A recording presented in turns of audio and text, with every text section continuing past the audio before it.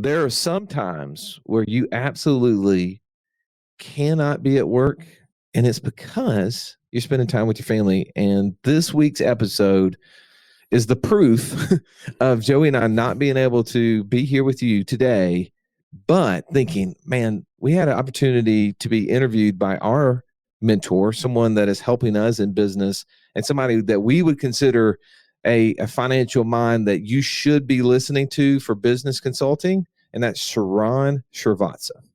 Yeah, this guy is a complete financial genius.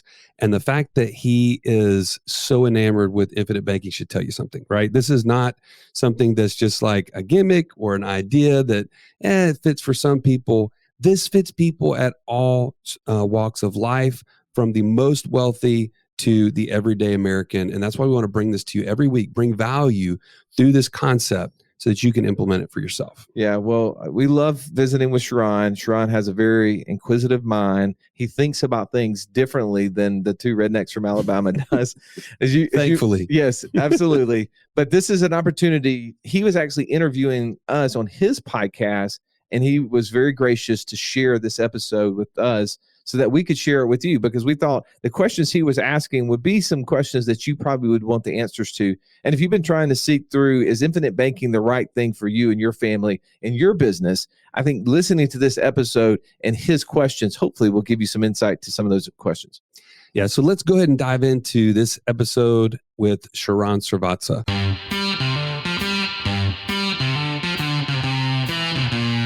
Welcome to the Wealth Without Wall Street podcast, your guide to understanding how to get out of the Wall Street rat race and start your own mailbox money lifestyle. Now, don't let these handsome Southern draws fool you. These financial minds are teaching our country to enhance savings, increase cash flow, and create passive income, all without the help of Wall Street. Are you ready to break through? Now here are your hosts, Russ Morgan and Joey Murray.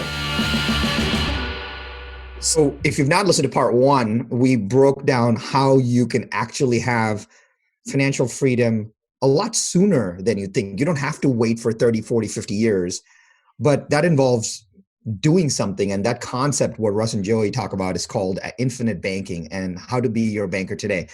And we gave you a little teaser. Which was, don't do what everyone tells you to do. Do what the most successful people and institutions in the world do. And Russ, you talked about the idea of having readily accessible resources to do more. And I know there's so many pieces of this infinite banking puzzle, and I want to break that down for people today, but I want to actually just show them how does it all work so they get more familiar with it and less stressed about it. Yeah. Well, let me tell you where this came from. So I was, as I mentioned before, an investment advisor. Spent a number of years, almost 5 years in that world exclusively, no insurance, none of that stuff. So I kind of come from the part where I look down on the insurance world as more like the only reason they do that is because they're not qualified and wasn't smart enough to pass all the security exams that I did. I mean, that really was my mentality. And I know that there's still some in that community that still think that. So when I'd been given the gift of marrying my wife and then inheriting my in-laws. And I say that actually tongue in cheek because they're the best in-laws anyone could have. But I remember early on, right, my father-in-law coming to me and saying, okay, if you're going to help me with my money, don't mess it up. And I don't know if the M was the word he was using, but there were some other words in it, right? Well, so his father had been this bank president in a little small town of Kansas. That little bank had gotten bought by Bank of America. And his shares became a pretty, seven-figure number, which is really big for a little modest family living in the Midwest.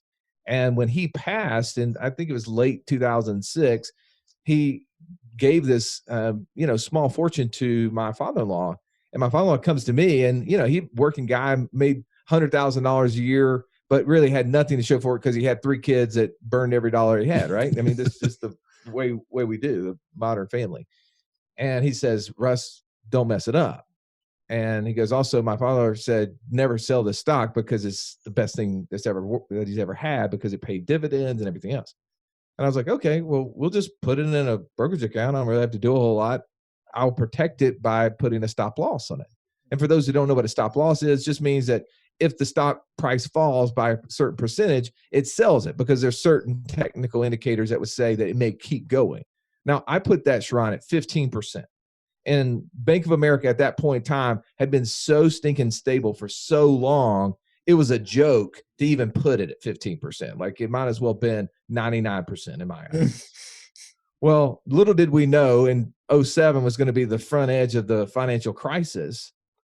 And the banks obviously were the first ones to get hit. Bank of America stock started tumbling from a little over $50 a share downward. And it triggers this 15% stop loss and sells all like 2,500 shares he has. And I get the what the just happened call. And what did you do? And how are you going to undo this? Not thank you for selling this stock and protecting me from a further downside, but you just messed up because it's about to come back. Whatever just happened is temporary, is anomaly, right? Yeah. And now I'm stuck, and I'm having to kind of explain to him what's going to have to happen. Well, of course, we all know if you look at the charts, and we all know what happened in 07, 08, 09, that Bank of America stock fell from over $50 a share down to around $5 a share. Yeah. If you do the math, we went from having we would have had a little over $1 million down to around 25 or 30 grand. So I instantly came back in good graces that was not his position. Right? I become a hero now for this one little thing. But the reason I start with that is that he then, for the next probably, 12 months, is sitting on a large, nest egg of money, 7-figure number, but he's terrified. He doesn't know what to do with it because he personally has never had any experience with money.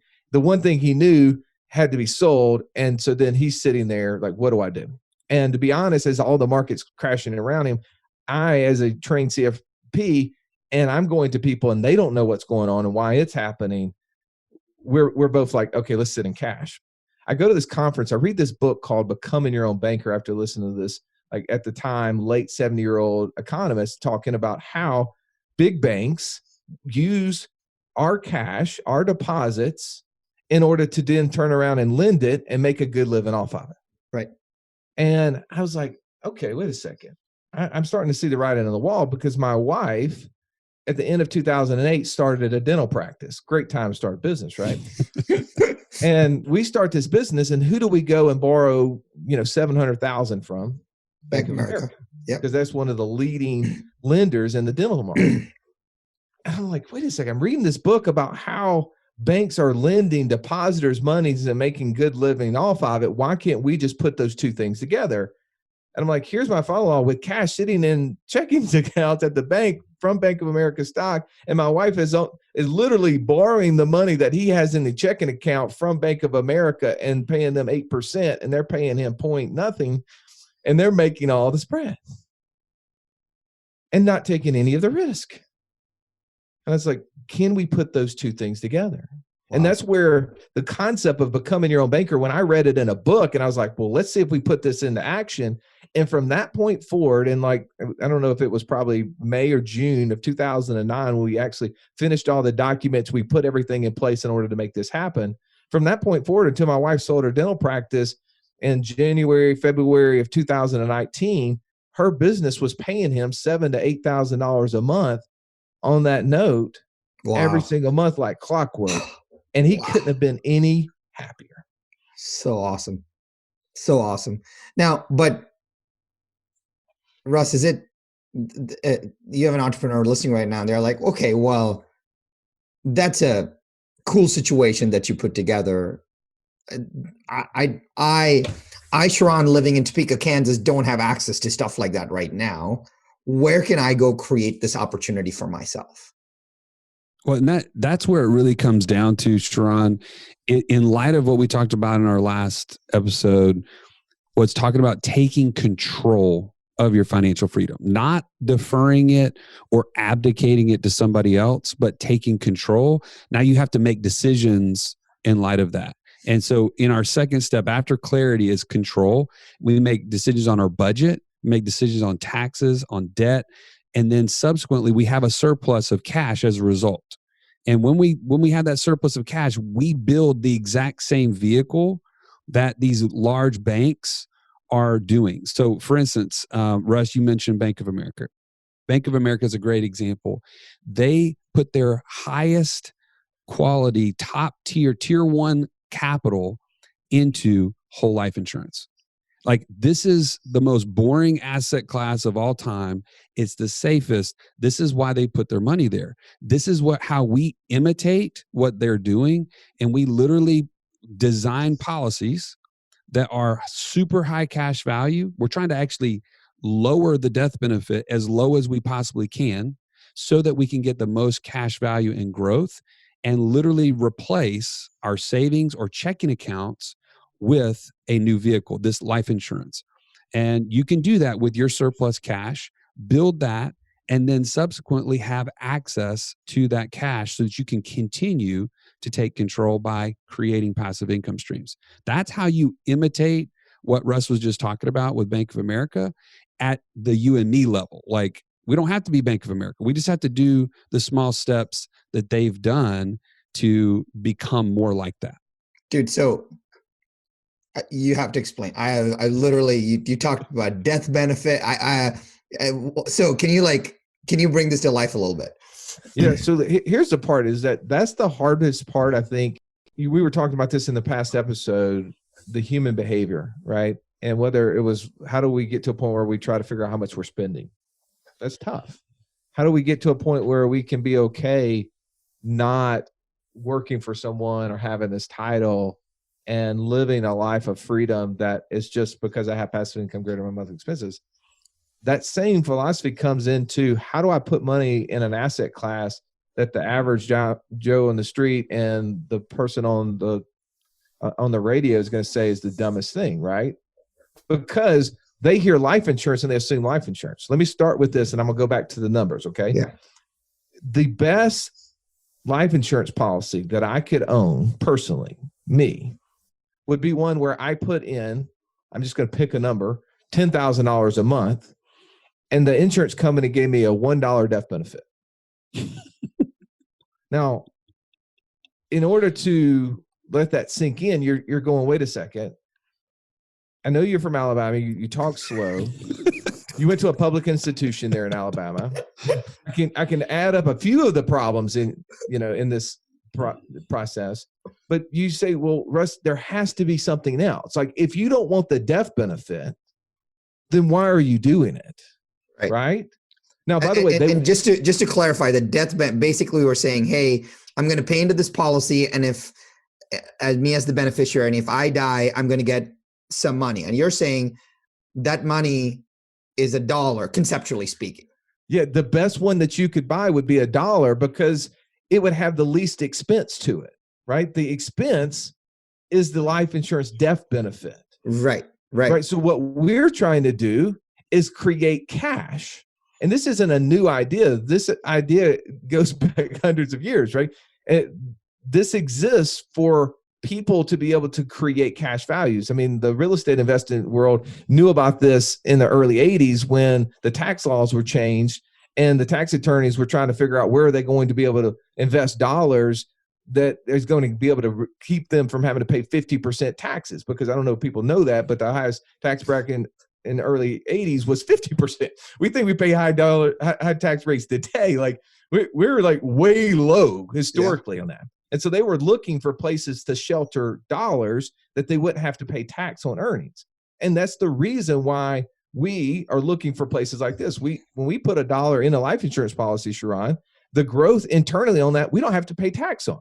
It's an amazing tool. Yeah. But as Joey said, we think of it more as a checking savings account as anything. Yeah. So let's go back to the example. I'm going to put $10,000 into this policy. Now, the government, Sharran, is not going to allow me to have a $1 death benefit. They've set laws, TAMRA and DEFRA were some of the laws they created in the mid 80s to offset what some of those tax attorneys were doing with the real estate investors back in those days, to say you have to have a certain level of death benefit based upon the amount of cash that you're putting in it. Otherwise, this is nothing more than a tax evasion tool. And we're going to treat it just like that bad 401k IRA that we were just talking about in the previous episode. And what I mean is that if you take it out prior to 59 and a half, you've got penalties, but you also have taxes on and above what you put in. Got it. So we know that we have to put a certain level of death benefit on there, but we want that number to be as small as possible, because by doing that, we're minimizing the expense, because all we're interested in today is cash. Sharran, outside of us talking about this, when's the last time you thought about your death benefit? Never. Never. You never do. But when you think about spending cash, hundreds of times a day. Yep. So we're focused on that, and that is our goal. So when we design these insurance contracts, we're designing them to be as cash rich as possible. Bank of America, I pulled up the numbers, and you go to FDIC.gov and pull your own bank, and these numbers, they're all public record. The last statement as of the third quarter of 2020, Bank of America is holding $22 billion in cash value life insurance. That's with a B. Amazing. Yeah. So when people say this is a small idea or a dumb idea, you and I know the number of people that they've had in those investment departments at the banks, and the intellect there is missing level, right? Yeah. I mean, it's crazy. So we know that this is a good idea. It's just, how are they doing it? They must be doing it different than the average Joe on the street. He's putting $100 in his whole life policy, getting $1 million death benefit, and in 10 years says, I don't have any cash. Well, because he bought a $1 million death benefit. That was what he was trying to buy, and pay as little amount as possible. He was the Walmart shopper in the room. And I think that is what I've been taught exactly the same thing, right? It's like, hey, Sharran, we can have this life insurance policy that is better than your 401k. We can mimic it, but this is a better flavor. You should do this instead. And if something happens, you'll get X amount, but now you pay all this money for it. And I'm like, well, I'll just stick with my 401k. And that's why it was always I never knew, it was always like picking a policy off a shelf. And I never knew, like, well, how does this help me? I might as well just not do this.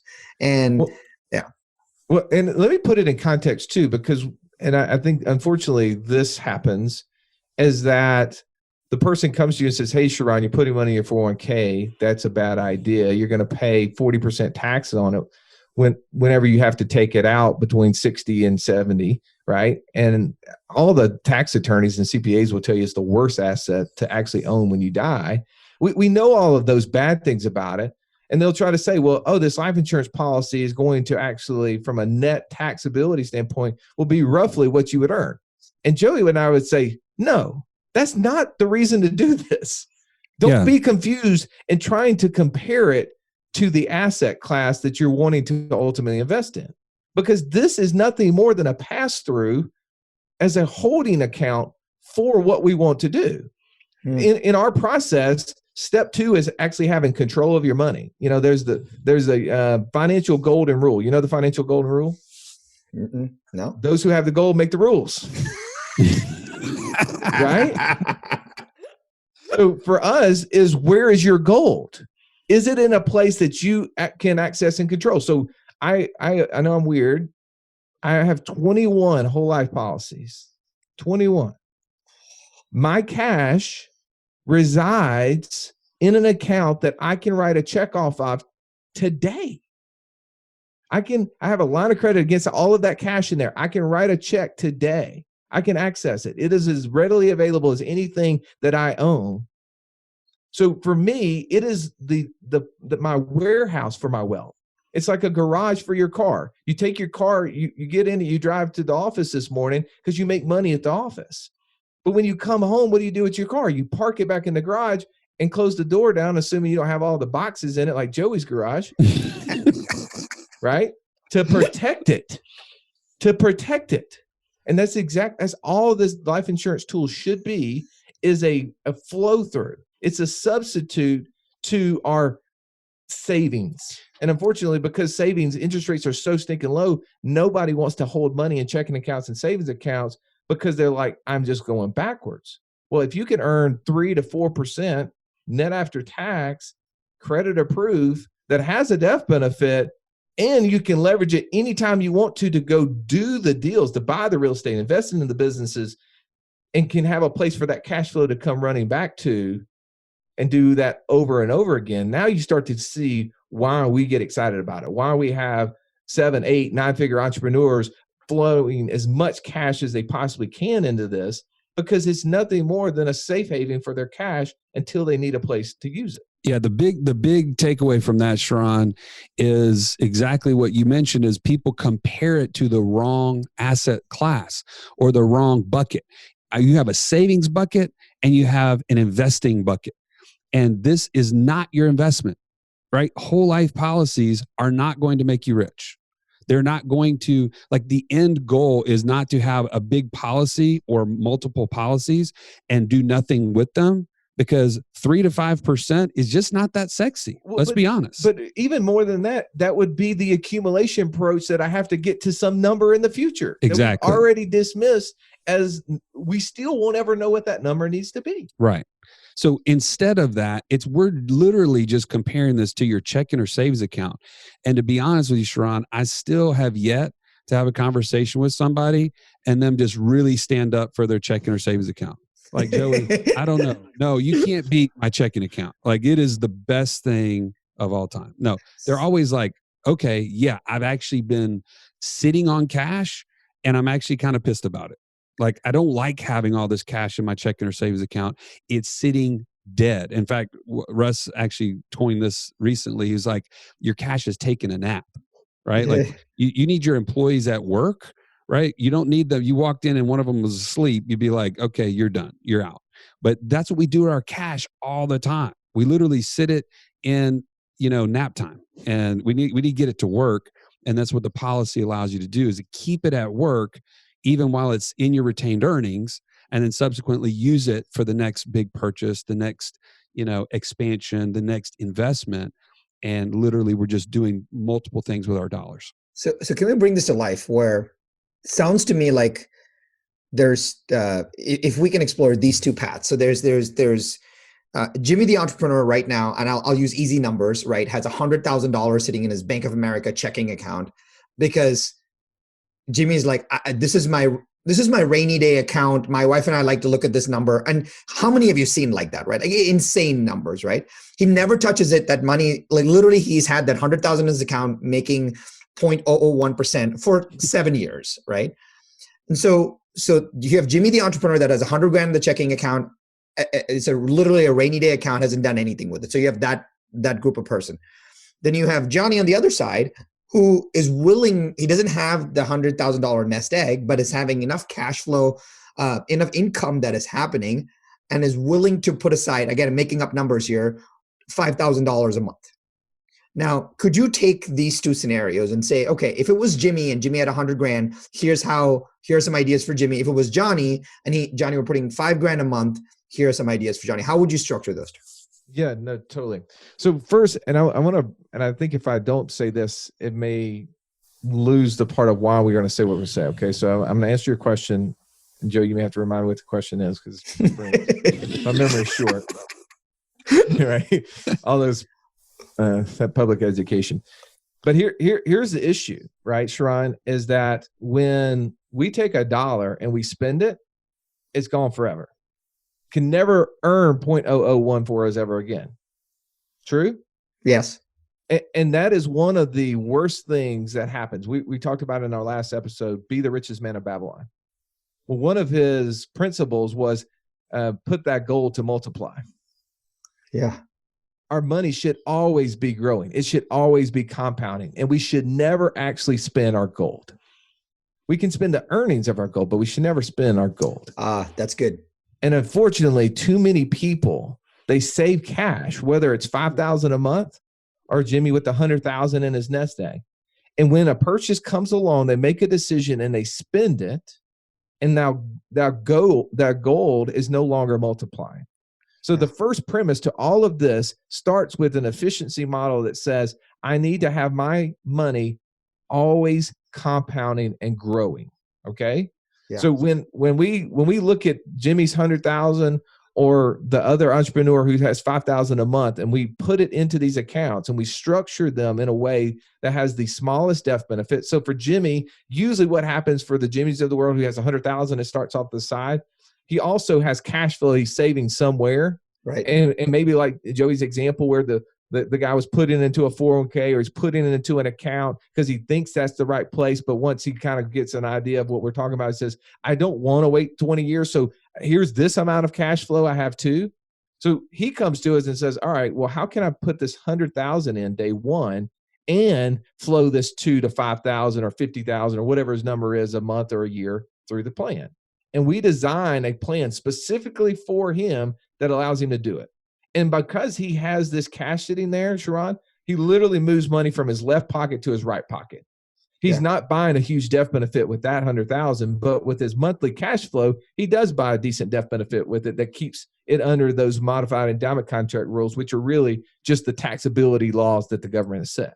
Yeah. And so he has this pool of cash, so he can always go, okay, I started this insurance policy. I'm putting in 5,000 a month. I've got maybe 3,000 of that 5,000 available to borrow tomorrow if I want to, day one. But out of that 100,000 I put in there, I have roughly 100,000 I could write a check against if I wanted to. And he's like, that's awesome. Game on. Now I've moved it out of an account earning 0.001 to an account that's earning somewhere between 3 to 5% for me. And it bought a death benefit that didn't exist before. The light bulb goes off for him. He says, yes, how do I do that? And here's the thing is that, we haven't been trained on these things because the life insurance companies themselves don't teach this stuff. This is not trained at the local Northwestern or State Farm office. Right. Because they're in the business of, just like the big banks and the big corporations, is give us your money and let us hold it for as long as possible. We're smarter than you. Let us do that. This is literally a principle that was created in the mind's eye of a guy named Nelson Nash, who wrote a book called Becoming Your Own Banker 20 some odd years ago.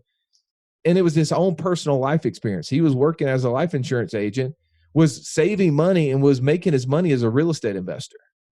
And when the market, the interest rates went to over 23.5% prime back in like 1981, he was owing $500,000 at that rate. And that was a lot of money for a little guy making, $100,000 a year in 1980. Yeah. That was a lot of money. Had $120-something thousand interest payment alone on that note. And he was like, how do I get myself out of this situation? And he looked over and he says, I've got all these cash values. The problem is they're just not big enough to pay off the 500,000. If I had 500,000 in this account, I could pay off all of those bank notes. And I could take that $120,000 I was paying them in interest, and I could put it back into my own account because the insurance companies were charging him a much less rate. And so the concept for Jimmy and anybody else is to say, this is a place that I'm going to put money, and sometimes they're doing it monthly, and they've got to build it up, right? I mean, if I'm putting in $500 a month and I need, $50,000, it's going to take me a while to get there, right? Right. But if I'm putting in $500 a month or $5,000 a month or $50,000 a month, and I need access to a couple grand, well, it won't take me but a couple months to have access to borrow against that. Yeah. And that's the part that blows people's mind. They're like, I didn't even know you could do that. I didn't know you can borrow against life insurance policies. And we're like, yeah. And they're like, well, how long do I have to wait? Like 10 years to be able to do that? And the answer is usually about 7 days. Like once you start a policy and you put cash in it, it's going to take about 7 days for the insurance company to allow you to take the first loan. And to be honest, the biggest question they have is like, are you money laundering? Right? They're trying to determine, like, why are you trying to do that transaction? Because in their eyes, that's not the normal practice. Yeah. But for what our clients are doing, they're just going to take it out and invest in real estate, invest in their business. Okay. I've heard enough about infinite banking. I'm pretty sure it's a fit for me and my family, Russ. How do I get started? Let's take that pretty sure and make it darn sure. Reason you do that is that you get clarity, Joe. You need to get on a 15-minute call with one of our coaches at wealthwithoutwallstreet.com/free call. Then you'll know where you're starting from and where you're headed. And only then can you implement the infinite banking process. All right. So go to wealthwithoutwallstreet.com/free call to get that 15-minute conversation, gain clarity. But now let's jump back into today's episode. And so the benefit is, so if we just articulate the benefit, Jimmy has $100,000 in his Bank of America account. Now, like you said, he moved it from his left pocket to his right pocket. It goes into this structured vehicle that you guys have built for Jimmy.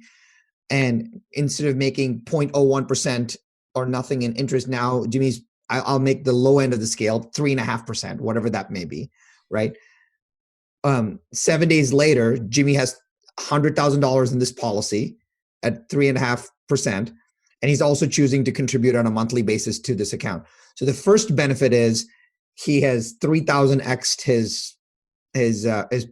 his interest income on that, which is the benefit number one, right? Benefit number two is that what I'm unclear about is, like, you're talking about borrowing from this policy. I'm like, well, I could just take money from my Bank of America account and just use it to invest in real estate. Why would I borrow for my life insurance policy? All right. So I'm going to give you an example that most people will understand and then apply it to this, because I think it makes it so much clearer. So in a home, let's say you own a piece of real estate and it's free and clear. It's $100,000 piece of property and you need cash. When you go to the bank, you say, hey, I need to borrow against the equity in this house. True? Like that's what's actually happening. They're not physically driving over to the house and taking dollars out of the bricks. They're like, hey, we're going to use that as collateral. Right. And we're going to give you this line of credit against it. Let's say it's $25,000, whatever. Right.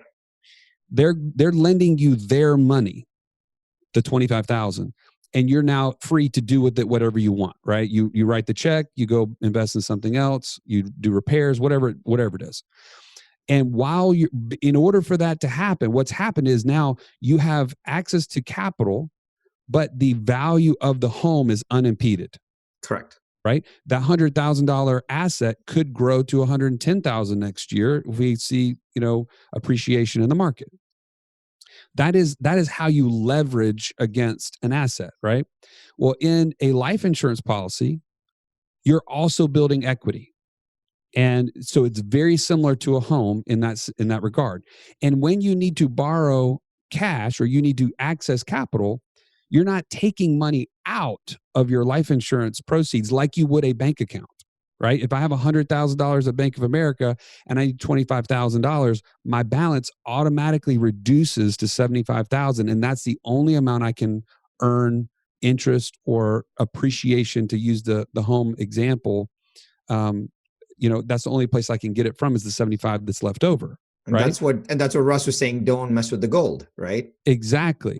So why we want to kind of substitute a whole life policy in for that Bank of America account is, now when I have that $100,000 cash value in my policy, I go to the insurance company and say, I need to access some capital, and they allow me to borrow their funds, the $25,000, let's say an example, and I'm still earning my 3 to 5% interest off of the $100K. Awesome. So this is just a simple thing, but now compound that over your lifetime. How many dollars do we give up when we use our own cash in a bank account? And this is where it really gets kind of fuzzy, is people don't see opportunity cost because nobody sends you a bill for it, right? You don't get a bill at the end of the year that says, hey, by the way, you spent $300,000 out of your bank account that could have earned X. But that's what's happening. And over your lifetime, that number is astronomical. So the policy allows us to capture that, never give it up, and always be leveraging it to buy whatever that is, whether it's an expense or an investment opportunity, and never give that dollar up. It's always growing. As Russ said, my gold is always multiplying. I'm assuming the borrowing against your insurance policy, there's some financing cost to that. Is that correct? Absolutely. Insurance companies have to put the money to work somewhere on your behalf, right? Like when you get an insurance policy, there's a death benefit associated with it. And most of the world thinks about it in term life insurance. I'll buy a 20-year policy. Again, we're Walmart shoppers, right? How big of a policy can I get for the least amount of money? Right. Now, Sharran, do you know what percentage of term policies ever pay a death benefit? No. What? Just throw out a number. Think about just guess. What do you think? How big the number is? 10%. Less than 2%. It's good math for them. It makes sense, right? Like I can't pay $100 a month to get $5 million of death benefit and then pay, they They ever pay out. Yeah. An insurance company, literally all they're doing is taking premiums, putting it in a general account that earns them 5 or 6% interest, right? And then subtracting the death claims that come and still having a profit left over. That's it. Right. So it literally, that's the reason it's quote unquote cheap. But the reality is when you buy something and you don't get any benefit out of it, it becomes expensive. Right. So the reason, whole life insurance policies exist is that the cash value that you're putting in must actually grow to equal the death benefit at a future age. Now that age has been marked based upon different tables at 121. So when we're putting money in these accounts, like Joey said, that 100,000 has to grow to equal a future death benefit. Right. And it's going to do it no matter what. Contractually, it has to. So what we're doing is literally just adding a 1 to 2% delta to everything that we do for all the cash flows that come through our hands, right? Because yes, we borrow insurance companies' money. They have to put it to work. Most of the places they do it, they put it in bonds. They also buy some real estate and lease it out to Fortune 500 companies, right? But a small fraction of that are policy loans. And insurance companies charge anywhere between 4 to 8%, depending on the company that you're dealing with, to borrow the money. It's the safest place for them to put money, right? There is no management over that. Right. Because Sharran, a loan and life insurance policy is actually technically a prepayment of the death benefit. Gotcha. So if you had $1 million death benefit and you took a $100,000 loan and you died tomorrow, they pay your wife $900,000. Yeah. Okay. Yeah. So you see how you reduce their liability, and if you don't pay them back, they don't care, right? Because it's them reducing the liability that exists. Now, if I pay them back, what happens to the death benefit? It starts ratcheting back up. Right. So for the insurance companies, it is a good benefit for them. For us as policyholders, like Joey's example, and we love using the house because we have tons of real estate investors. Our real estate investor community is probably the biggest advocates of this because they understand the leverage of capital. They understand how getting money in motion, the velocity of money is so valuable to them, but they also hate going to banks. Right. They hate having to fill out all the stinking paperwork. And especially some of the flippers that exist out there, they hate having to, pay interest on the capital out of their cash flow while the house is being turned over. Well, when you take a loan, Sharran, at an insurance company, so I'm gonna go back to Jimmy. Yeah. He has $100,000 of cash value, and he says, I've got an investment opportunity for this money. He's vetted it. He looks at the deal. It makes sense. He goes to the insurance company. He requests his $100,000 loan. They're going to ask him 2 questions. 1, validate you want 100,000, and 2, which account do you want us to send it to? That's it. It's pretty extensive. Yeah. There is no more, right? In the real estate investor community out there, or even the business owner community, because we know we all have these lines of credit and we have to give them personal financial statements once a year. And it's like, please take another pint of Bud, right? Yeah. They love the simplicity that works with that. But also, Sharran, that interest that we were talking about is non-structured, meaning that there is no monthly invoice that comes in the mail that says, Sharran, you had 100,000 out at 5%. Here's, you need to pay your $413 or whatever that math is. Yes. That doesn't happen. It's unstructured. It's accruing interest only on that note. At the end of the year, they would then send you your invoice and say, Sharran, you had $100,000 loan out. Your interest due on this is $5,000 if it had a 5% interest rate. And if you choose to write a check, you can, and then it keeps your loan at $100,000. If you don't pay it, your loan just become $105,000. They just add it to the principal balance. Yeah, exactly. This is the simple part of this, is that people don't understand the functionality of how these loans work. But more importantly, like Joey said, it's what we're doing with the dollars and getting those dollars to work.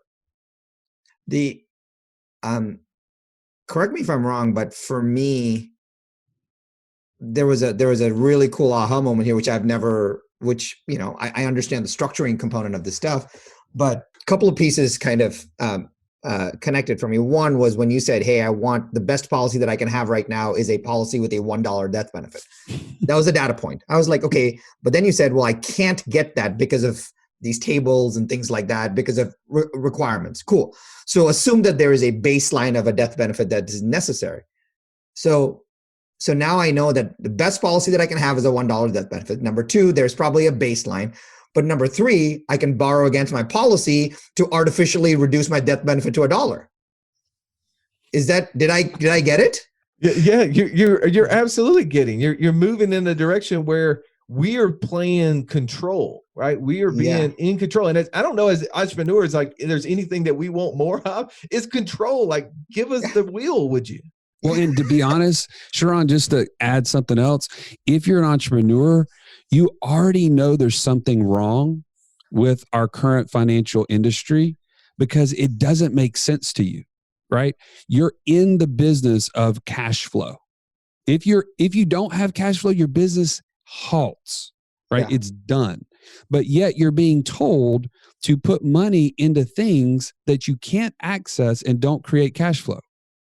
Like, inherently, it goes against who you are, but you're like, well, I mean, I don't know what else to do. My accountant says to do this because it helps me with my taxes today. And I guess this is what you're supposed to do. But I can invest in my business and probably 10x it in the next 5 years. So Is here's a question. investment going to do that for you? Not a chance. So anyways, I guess what I'm saying, I'm bringing it full circle, is like, dude, if you have access to your own capital and you can then put it to work in the things that you know and understand, first investing in yourself and the things you control and influence, and then into collateralized assets for passive income, can you lose? No, you cannot lose in this game if you have control and you know what the formula looks like for freedom.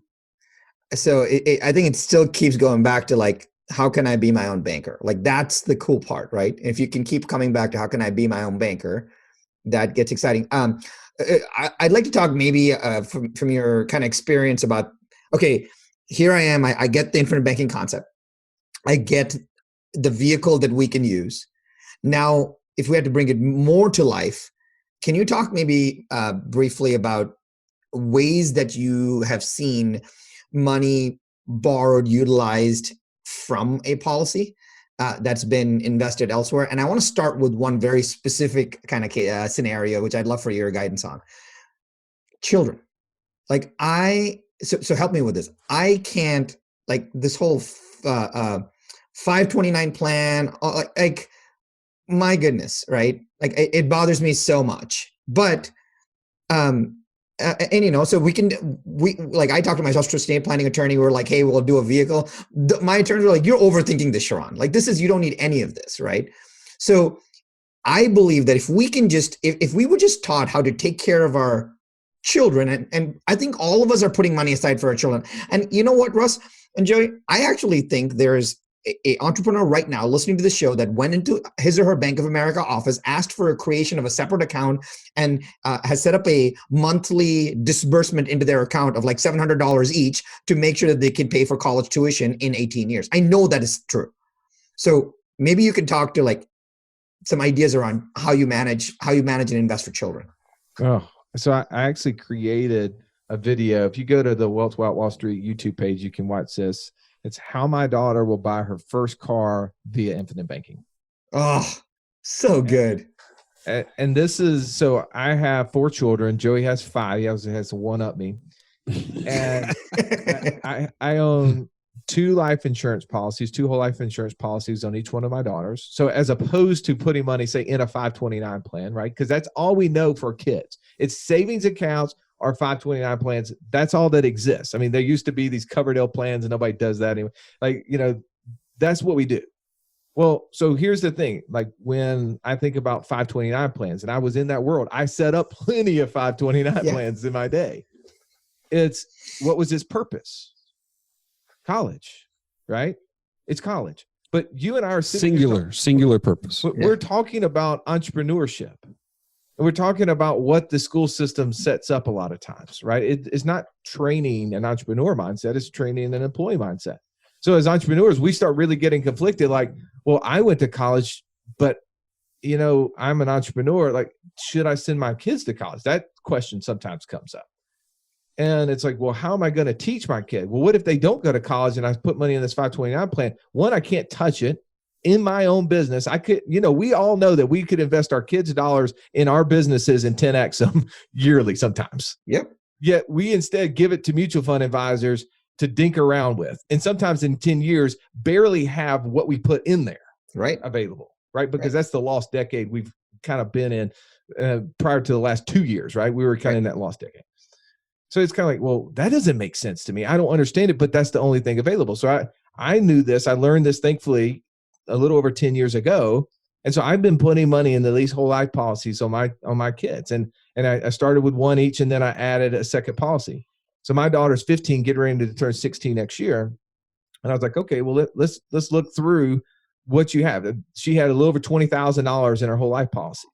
I was like, all right, so let's talk about how you're going to buy a car, because the thing is, I'm not buying you a car. That's just not what's going to happen, right? You're going to have to buy your own car. And she's like, well, how am I going to buy a car? I was like, that's what we got to figure out. I was like, now there's a couple things that can happen is, like, I run a short-term rental business, and I can teach you how the short-term rental business works and how we make $800 net a month off every bedroom that we have in our units. So if we have 2-bedroom, it makes $1,600 net. I can show you how to do that. But that's going to require, $10 to $12, $15,000 to, get it started. Well, where am I going to come up with that? Well, you do have this account over here, this whole life policy, or technically 2 whole life policies, that's got that cash, and it could create that cash flow. And then we start looking at cars, right? Well, what do cars cost? And what would be the monthly payment, to have that car paid off before you're 18? And where are you going to get that cash? Well, if we had the short-term rental business and it was bringing in $800 a month or $1,600 a month, then it could make the car note payment, right? And now we have excess money that could go back and replenish the money that you used to start the short-term rental business. And so we started putting those things together, and I'm going to make you go watch the whole video to understand, because I drew it all out. It's hard in a 2-minute segment to really give you light of this. But what I did is I taught my daughter, one, that she has access to cash, but my important thing to her is that I'm going to put this cash, but you can't spend it and it's gone. Because that is the mistake that we as business owners make all the time. Yeah. Is when we see an amount of money in our checking accounts, we assume that gives us the privilege to go spend it. Yeah. But we don't then replenish in it. And then the next time we're at the bank again, borrowing money on their terms. And I know the day's terms are really great. And I'm not saying that I don't borrow money from banks, because they are great right now. But I do it because I can, right? I got the cash if I want to. And literally, we're buying a car, and I'm writing a check from the line of credit for her. And I'm doing it. Today's Friday. I'm actually driving to the dealership tomorrow and doing it. And we're setting up her first short-term rental in January. And it's going to be the cash flow to replenish the money that she borrowed for her car. And the whole time, she's going to be learning a business, and she's also going to be learning the value that we can't borrow money and not pay it back. Yeah. And I put her in a position that I wasn't put in, where she has an account to start from. So she doesn't start from zero going negative and trying to always work back to zero. She's always above zero. And when she borrows money, it goes down, and she's working it back up. Right. And she's going to be in that position. So that way, when she gets to be 25 and she wants to buy her first house, that account is not 20,000, it's 200,000. Yeah. And she can do the same thing and borrow it, but it's going to be on the payment schedule to put it back in. So when she's down the road and she wants to buy another investment property, she can keep borrowing against it. And she's in a position of control. That's a tool that if I want to, by the way, the short-term rental can pay her monthly tuition or quarterly tuition at school if she decides she wants to go. But if she decides, I think actually I'm bringing in $40,000, $50,000, $60,000 a year for my short-term rentals that I have. and I would prefer to see, can I make that 2, 3, 4, 10 times that? I want to go that route. She can. And we're like, okay. And I don't have to go to the government and say, please, cancel my 529 plan and charge me all the taxes and penalties on that. Right? Like, no, I think the education plan should be her involvement in the business itself. Well, and the point there, Sharran, I mean, I'm sure you got this, but just to kind of clear this up, the 529 plan has a singular purpose. Right. And it limits you. And as entrepreneurs, business owners, we don't like to be told, I have to do it for this purpose. To be honest, 15 to 20 years from now, depending on how old your kids are, You have no idea. Yeah. Facebook University, man. Yeah. No idea. I mean, literally, we could be in a totally different situation. But what Russ has just outlined, what we're walking clients through every day, is you need to have access and control so that your life with your children can be on your terms. You can decide at that point what you want to do. Are we going to pay for college with this or not? Are we going to start a business with this or not? Are we going to buy assets? Are we going to pay for these expenses? This is your control. You're the bank. And that's what, I mean, if we're just kind of wrapping a bow on this, like ultimately that's what this is about. And you should, I mean, at the end of the day, as business owners and running a family, you should be in control of that, and you can make the best decisions. Yeah. How I know a lot of folks, and have bought term insurance just to kind of protect themselves. Have bought key man, which is all cool. I appreciate all of that. How does somebody say, well, heck, no one told me this. Where do I go? And how can somebody help set this up for me without me feeling like someone sold me something? Yeah, that's the thing, is that I think unfortunately, there's not a ton of information out there where you go to the local person, the person maybe you bought your term insurance from, and you say, hey, I heard this interesting idea on a podcast called Infinite Banking. It's where you buy whole life insurance and you borrow against it. Can you set that up for me? And that's usually a deal that goes bad a lot. And it's dangerous. We get people that end up calling us who join our community and who are like, I did this a couple of years ago because I heard a podcast or I read a book on the subject matter. And now I've been putting money into this account for 2 or 3 years, but I've never been able to borrow against it because there was no cash. And it was because it was set up the typical way whole life insurance is set up, where you put as little as you can in there, you get a big death benefit. And yeah, sure, in 25 years, there'd be some money there, but there's nothing now. And they're like, I'm assuming that's not right. Or they didn't buy a whole life policy. Their advisor said, you know what's even better than a whole life policy is this thing called an index universal life policy. And it earns actually stock market type returns. And it's so much better than that. And they get derailed. So to answer your question is, one, I would say you got to seek out someone who specializes in this, and it's not usually from a typical insurance company, because insurance companies don't teach it. And that's why we built a whole community. We built courses around this. We built an inner circle that exists just for people who are doing this. And so we've got 3,500 people right now in our community, and their whole focus is, one, how do I reach passive income greater than monthly expenses? And two, how do I use these tools that exist like infinite banking to ensure I get there faster? Right. I'm a person listening. I'm driving in the car. I'm like, okay, I'm conceptually, philosophically sold. I need to do something. What is that first step? So the first step is always going to be to have a 15-minute call with one of our coaches. Ultimately, they're going to make sure it's a good fit. You're going to kind of confirm it's a good fit during that 15 minutes. I know it doesn't sound like a long time, but in that amount of time, we can determine together if you should even be making that next step.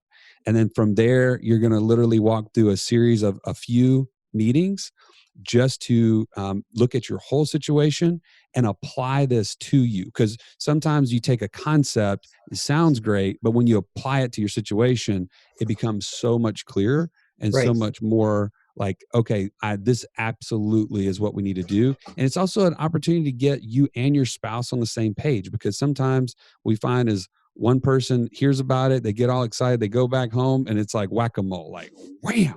What are you thinking? Whole life insurance? This is the worst thing ever. But that process gives time for everybody to be on the same page, and then to subsequently set up your policies as a result. Yeah. So Sharran, our process is, when people come in, we're going to help them try to gain clarity of what they really want and why they want it. Like, we're not here to sell life insurance. Our process is to help people fulfill the objective of, I don't want to tell my daughter on the way to school that I have to go to work. Right. And so we're going to make sure that we understand that goal, because to be honest, like, somebody can come to a fitness gym or a place who sells gym equipment and says, man, I want this, this, and this, but without understanding why they want it, like they might not get the right stuff, and ultimately may not even get the best use out of it. So what we're going to make sure we do in step 1 is get clarity. Step 2 is we're going to help them understand their cash flows if they need us to and want us to. And then we're going to show them how this process works to flow our cash flow through. And then again, we have tools available in our community and processes where people can jump in to say, okay, now how do I get that passive income? And then how do I use these insurance contracts that help me leverage it to go buy that? That's our process. We want to walk people through with the purpose of not selling life insurance, but for the purpose of helping them with those financial foundational steps that they need in their life that maybe, yes, they've neglected at this point. And it's okay. We've all done it. But now here's the next best day. Best day to plant a tree was 20 years ago. The next best day is today. And our job is to help people along that road. And, we can, if you want to, we can put a link in the show notes of like exactly how, like what that free gift is. Like, cause we have some stuff that we'll give them a tool that will show them right where they are and then can put them in the process to be able to take those next steps like Joey was talking about. Yeah. I think that, what you guys showed me before, which is for someone that's stayed with us this long, watch the show here so far, for no other reason, our show specifically is called Business School for this reason, stuff they never taught you in business school. Like I tell my wife this all the time. It's Srivatsaa Family LLC. That's what this is. Everything else is built in service of our family run as a business. Our family is the board. Like we run our family like a business, and it's super important, right? And if you've been here this long, listen to the stories and the philosophy of what Russ and Joey are sharing. I believe the least you could do is just go kind of work that scorecard tool. I think that's just a foundational process. Yes, don't feel pressure to jump on a call or anything like that. But at least if you've done all the work, you've already been here, just go get the scorecard tool. I think it's irresponsible otherwise for the financial kind of blueprint for the bloodline of your family to not even get the tool of where you are. So I'll put a link in the show notes. We'll get yourself the scorecard. I think it takes under 5 minutes to do the scorecard. And then that becomes a really nice kind of intro to the call, because now you can show up to one of Russ and Joey's coaches and they're like, you did the scorecard. Like, I can help you so much more to figure out what, maybe they're already on a good path, and that's great. So yeah, why don't we create a link, wealthwithoutwallstreet.com/Sharran. And then that they get access to that, exactly what you just said. Cause I totally agree. The scorecard is the aha moment for most people. And if you do decide to have that 15-minute call, like that's going to make that 15-minute call so much more beneficial for you and the coach on the other end of the line, like being able to give you feedback. Yeah, that's awesome. Hey, I really appreciate you guys. Like right from the first time I kind of hung out with Joey, I was like, what is this wealth without Wall Street thing? Especially for a Wall Street banker guy, right? I mean, I was a former Goldman guy, and I've been in the belly of the beast. I've seen how banks make money. And the fascinating part, you guys know this, most of the money made by Goldman as an entity, the blue chip bank, is they made it on principal investments. Like how Goldman didn't make money with advisory. They made money on investing Goldman capital. That was how they made money. And the sooner we all realize that, the better. And so could we take a book from that? And I think my biggest learning from all of this is, hey, let's be our own banker. So Russ and Joey, can't thank you guys enough for dropping some amazing knowledge today, man. Really appreciate you guys. It's a privilege. Thank you for having us. Our pleasure. This has been the Wealth Without Wall Street podcast. Don't forget to subscribe to the show to break free of the Wall Street mindset and begin building wealth on your own terms in places you understand, so that your wealth will never run dry. See you next episode.